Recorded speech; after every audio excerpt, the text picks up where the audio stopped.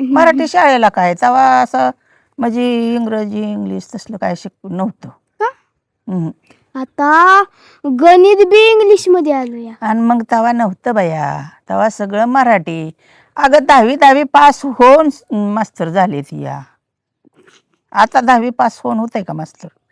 त्याला किती मोहर शिकावं लागते. हां, ही कोर्स करा, ती कोर्स करा, ती शिकवा. आता मुलांना शिकवायचं म्हणलं तर त्या सरांनाच येत नाही, तर काय मुलाला शिकवायचं? असलं पोझिशन निघाले. हां,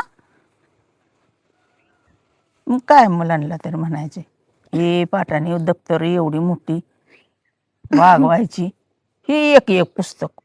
तेव्हा आम्हाला कुठलं एवढं इथभर पुस्तक असायचं. मराठी, भूगोल, इतिहास आणि समाजशास्त्र झाली आमची पुस्तक 5च. इंग्लिश आणि गणित काय एकाच वहीत गारगाटायची सगळी. इंग्लिश